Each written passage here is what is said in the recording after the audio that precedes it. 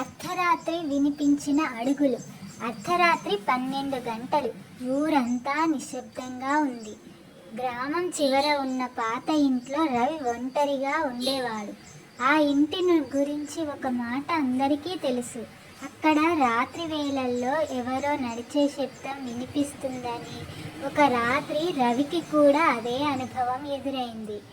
పై అంతస్తులో ఎవరో నెమ్మదిగా నడుస్తున్నట్లు టక్ టక్ టక్ అనే శబ్దం వినిపించింది. మొదట ఎలుకలు అనుకున్నాడు, కానీ ఆ అడుగులు ఒక్కసారిగా ఆగిపోయాయి.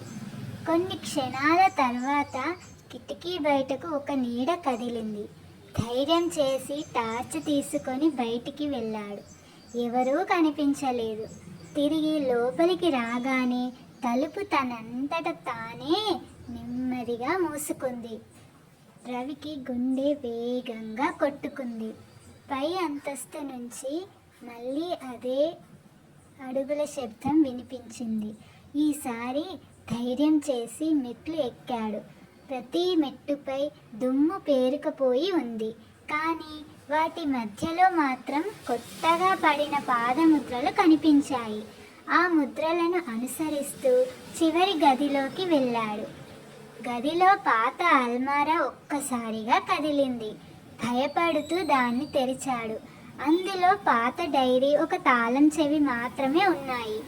డైరీ తెరిచి చూడగా, ఈ ఇంట్లో దాచిన నిజాన్ని తెలుసుకోవాలంటే వెనుక తోటలోని పెద్ద వేప చెట్టును తవ్వు అని రాసి ఉంది.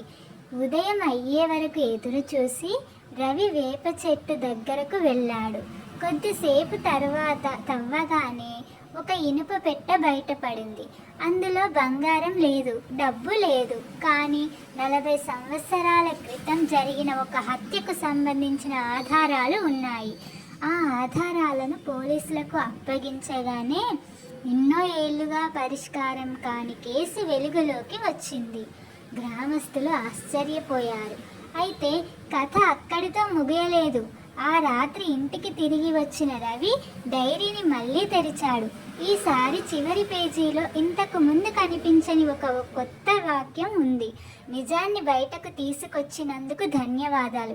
ఇక నీ వెనుక నిలబడి ఉన్నా నన్ను ఒక్కసారి తిరిగి చూడు. ఆ వాక్యం చదివిన రవి నెమ్మదిగా వెనక్కి తిరిగాడు. అంతే, ఇంట్లో లైట్లు ఒక్కసారిగా ఆగిపోయాయి.